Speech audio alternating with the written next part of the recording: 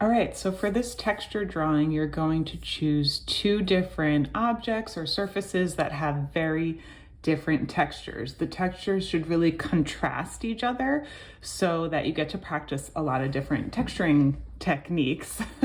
That's hard to say. So I've chosen this wood bench that I have and an old book. There's actually kind of three textures here with the worn leather, the fabric of the book cover, and then the wood grain. Wood grain is a really great one to practice. So what you can do for this one is you can take a photo and zoom in and crop it. That's what I've done here, and I'll show you in the corner here while I'm drawing. And it just might make it easier to focus on a smaller area where the two of the textures are really contrasting with each other.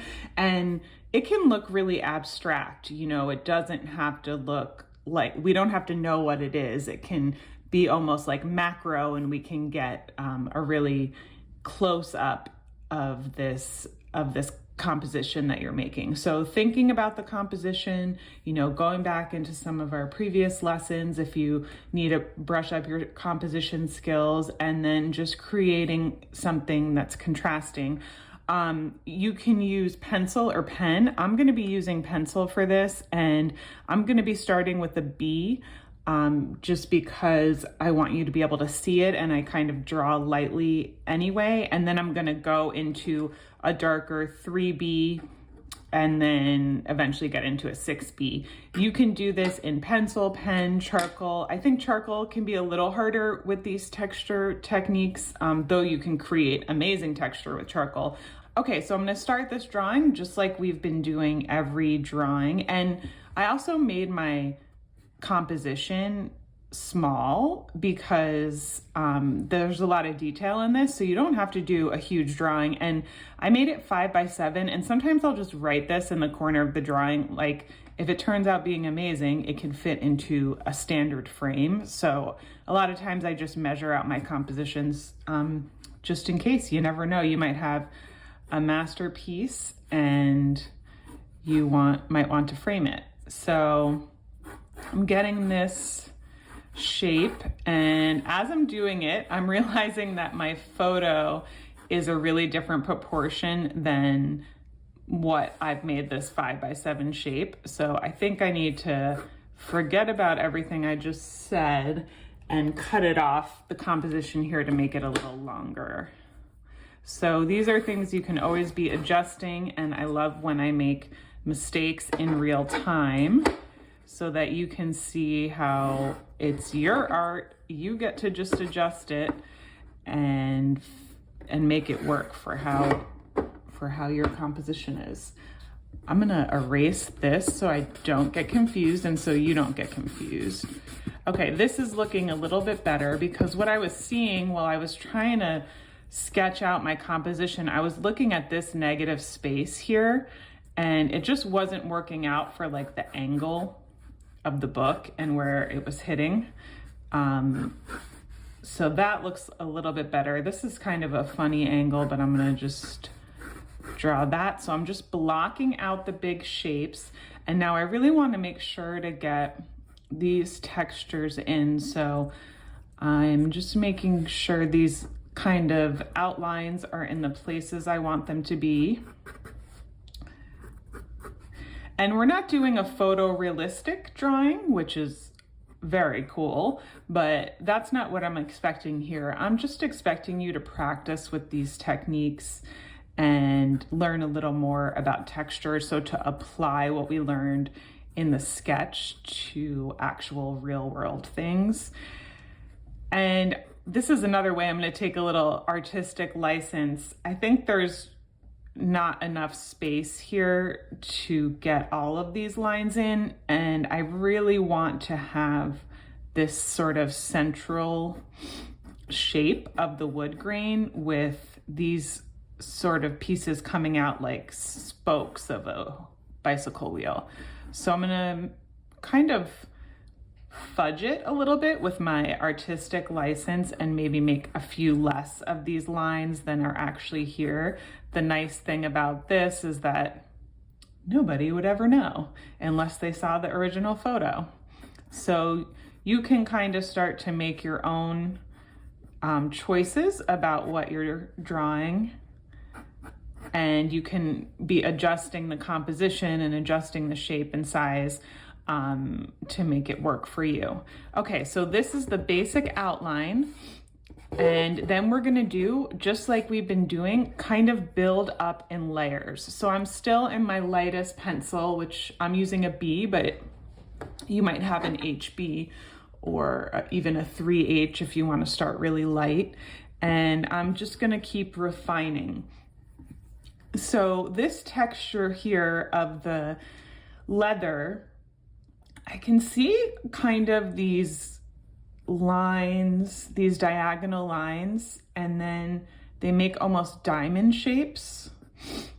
So I'm not trying to do it exact, but I'm trying to just follow some of these lines to get a general idea of what this texture is going to look like. So I'm making these sort of diamond shape areas and getting some of this in.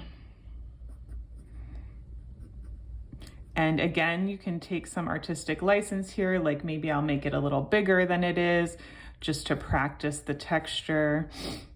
And then some of these are a little more squiggly. And so I'm always thinking about what's like a larger shape I can make out of this. And that's why I saw the diamond shape would be easy to get this kind of pattern that's happening. There is a bit of a pattern in here, sort of down on the paper quickly without, you know, making myself go crazy trying to get all the detail in first. So I'll just continue this kind of diamond shape, but I don't want it to be too perfect, right? Because that won't look realistic. And then it kind of fades out here. I'm gonna refine this little gold edge for now. And I'm noticing as I'm doing the details, this is rounded and is very worn, which will be a fun texture to draw. But I want to get the shape in, thinking about the actual shape. And I'm just going to continue erasing what I don't need. And I'm almost kind of making like notes or an outline here of getting things in the right place, and just continuing to adjust, not being afraid to erase. So this is the bottom corner, and then we can see just a little bit of this bottom edge of the book. So this is the front cover, and then this is the back cover behind it, which gives it a little bit of depth. Now, someone looking at this might have no idea what it is. They might not know it's a book, but I think it's fun to put those things in, and maybe someone would be able to tell. Okay, and then there is this texture that I'm gonna start thinking about, and you know, I practiced this before a couple times, just sketching it out, and it's kind of like a plaid kind of grid texture. So I'm just giving myself these guidelines. And when I was first drawing it, I was making the cross lines going this way, and that was really messing me up. So I want to make sure to have them, you know, perpendicular to the edge of the book where they would actually be. So I'm giving myself like this outline of guidelines through this sort of grid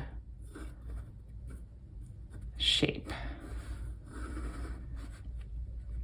And getting that the basic direction of those lines down first before I go in and add any detail. Because as I was practicing this a couple times, I got really confused. When you're doing texture and detail, you can get kind of lost in it. So think about, if there's a lot of detail in yours, think about where you can give yourself like some helping guidelines, like these shapes, these diamond shapes, I can kind of pull out softly with longer lines, so they have some kind of rhythm throughout the piece and they don't seem totally out of place. And also it makes it easier for me to draw and more enjoyable if I'm giving it some kind of finding the structure behind it. You don't get as lost in it. Now, I'm not copying these exactly.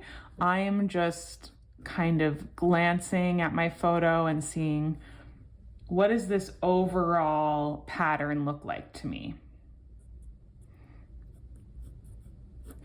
Okay, and then we have the wood grain. So this is just kind of second layer after getting everything in the place you want it.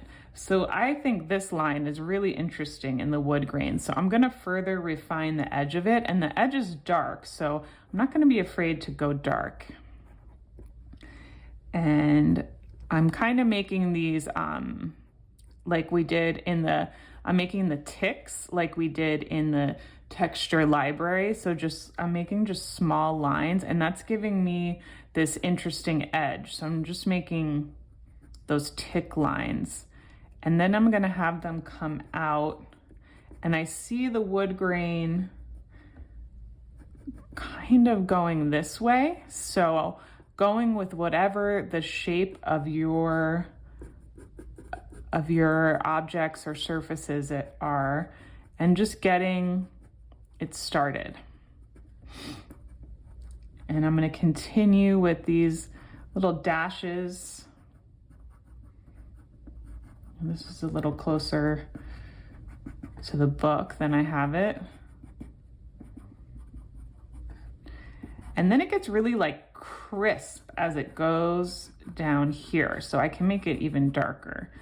And we can keep on darkening it. So I'm just doing small lines that are gonna all work together to create this larger texture.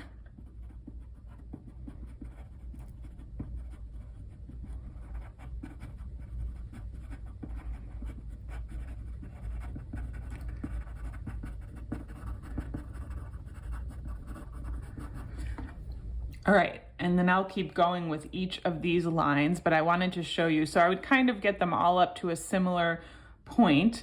And then what does happen, which I just realized is gonna happen, is I lay my palm on my drawing a lot. And if I start to add a lot of graphite here, it's gonna smudge everywhere. So there's some things you can do for that. One of the things is you can have a clean sheet of paper and you can go like that with your drawing. So just really carefully, and this isn't a totally clean, but you would have a clean sheet of paper and you wanna just place it down. You can even tape it if you're gonna be working on an area for a long time and not move it around. You don't want it to be like smudging.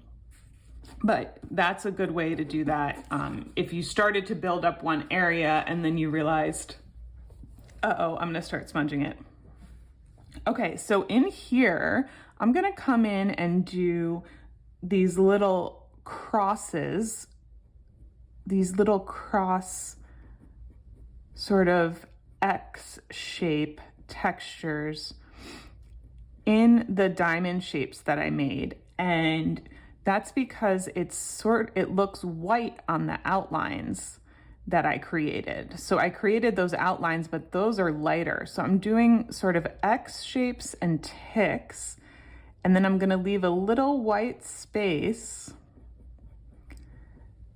and that will become the white space that I see in between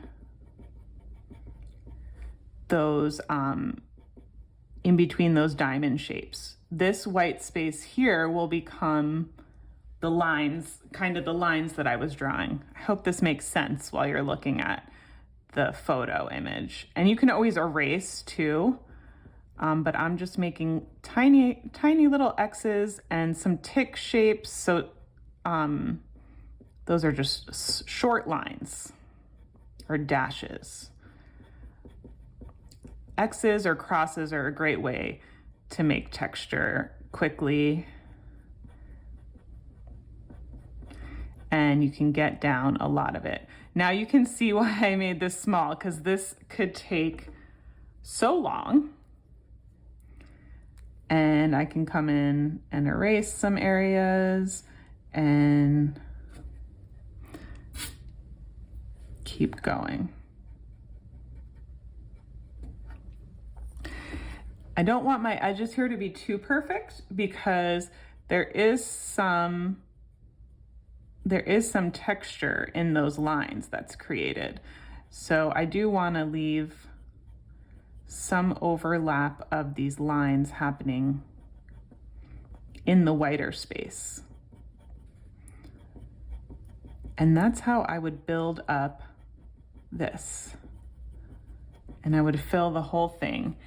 Okay, and then this, as I was drawing it, got way more complicated, but they're mostly dots, but there's some areas that are, so I'm just drawing like little dots or the tiniest dashes. There's some areas that are blank. So it is like a plaid, but kind of a funny pattern. So this is where you start to put on a podcast or music or the TV and just get in the zone of this. And so I would just keep going. And so as you're watching this, maybe this will help you decide what kind of texture you want to choose. Maybe something more simple, right, than what I've chosen, because you could see that this could end up being a lot of work, and it can be really fun, but you might not have time to do this, which I understand. I'm not gonna shade in the whole thing because I think it will take a couple hours. So think about the time you have, what you want to practice, what you want to create, and how you want it to look. So I'm just making these tiny little dashes and I'm starting to fill it in, and then I'm going to take breaks and take a look at it. You could also do squiggly lines here. Let's see how that looks. Yeah, like a little squiggle I think could work. Or you could mix it between like a squiggly line and some dots in different areas. So that's how I would start to fill that up. I would continue filling up these X's.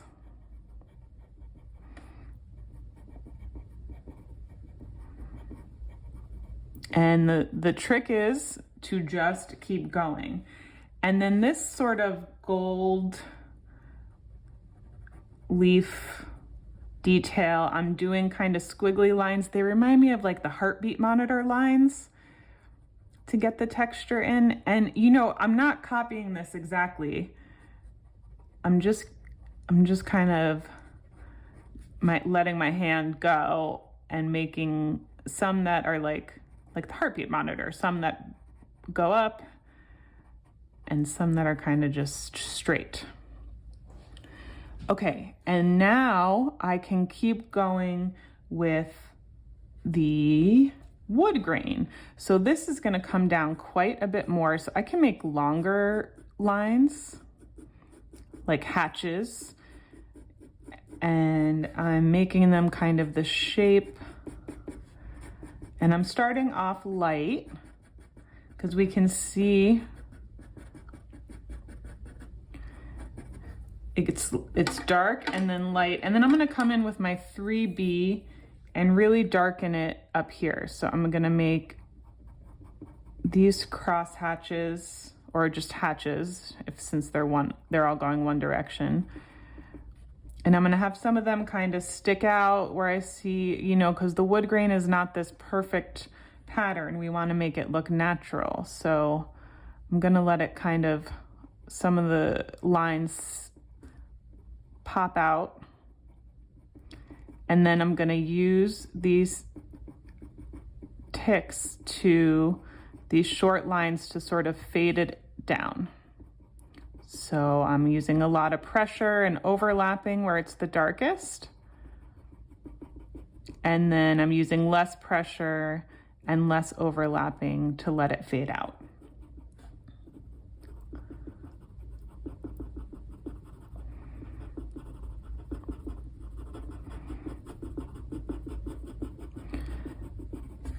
And that is what I will continue to do.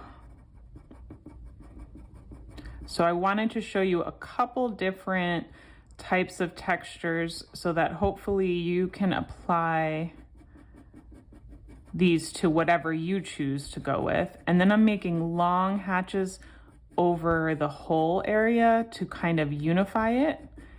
And then I can see how there's like a stripe here, and I don't like that. There is a little bit in the drawing, but I want to soften that a little more. So I'm going to come in lightly and kind of soften up that edge. So you can always keep making adjustments. I want to show you one more type of texture. This is in the wood grain here. Well, first we can do, a lot of these lines can just be kind of wavy lines, or like the contour lines that we did. So I'm doing kind of wavy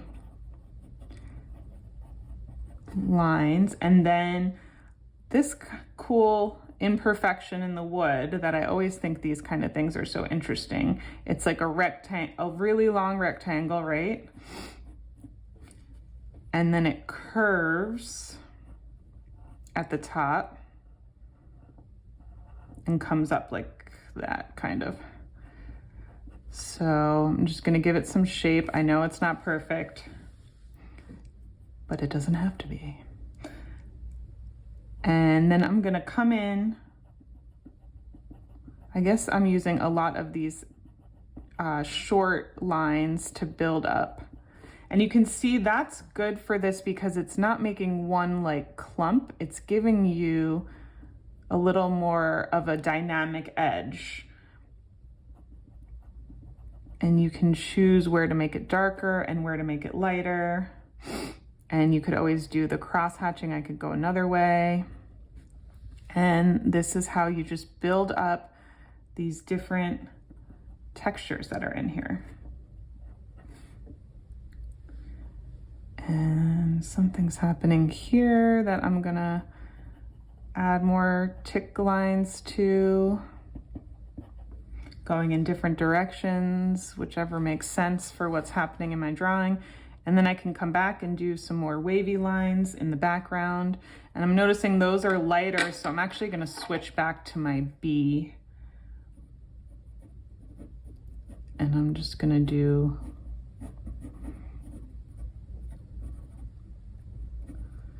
these wavy long lines.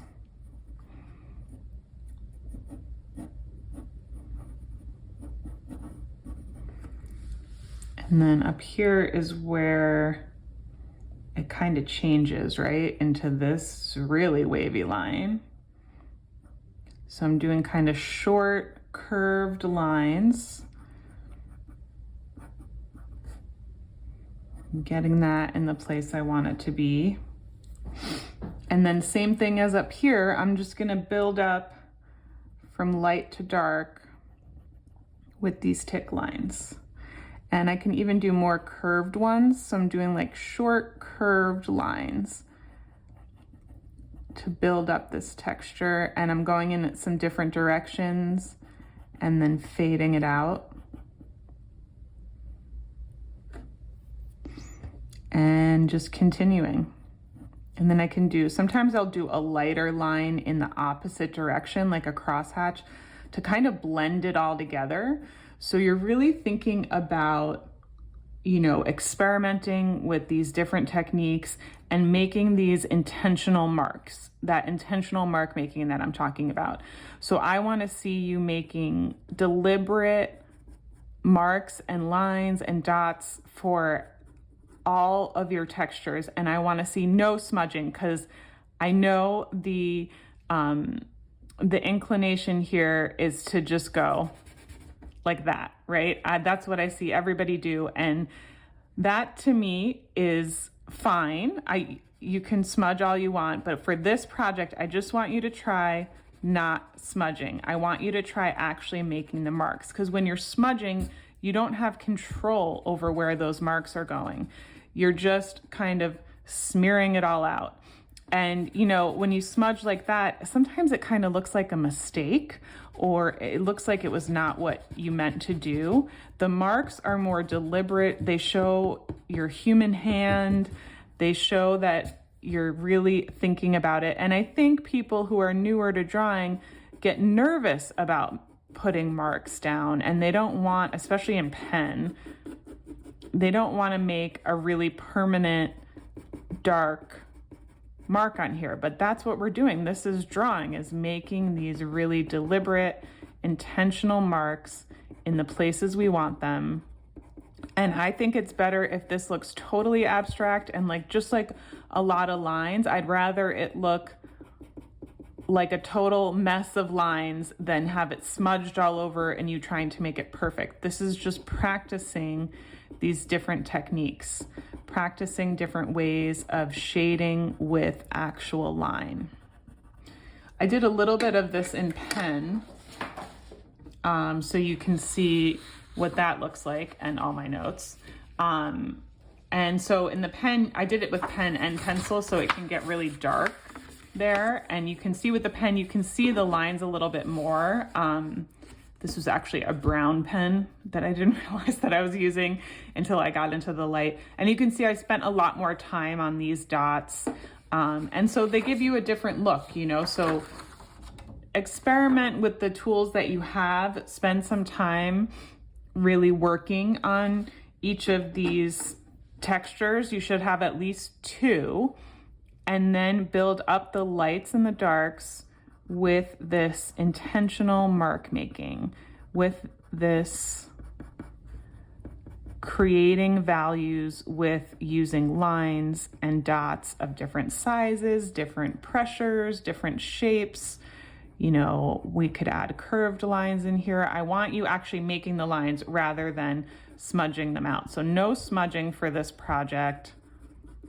I prefer no smudging for any projects, because I think I want you to just try drawing it instead of smudging it. Just see how it goes.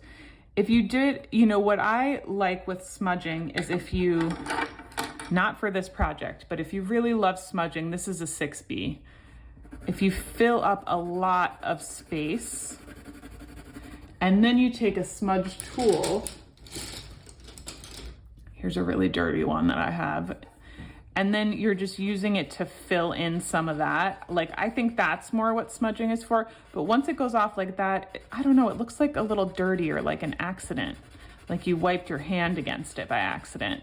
So I'd rather you use, if you do want to use smudging, use it in an intentional way to create more of an even tone here.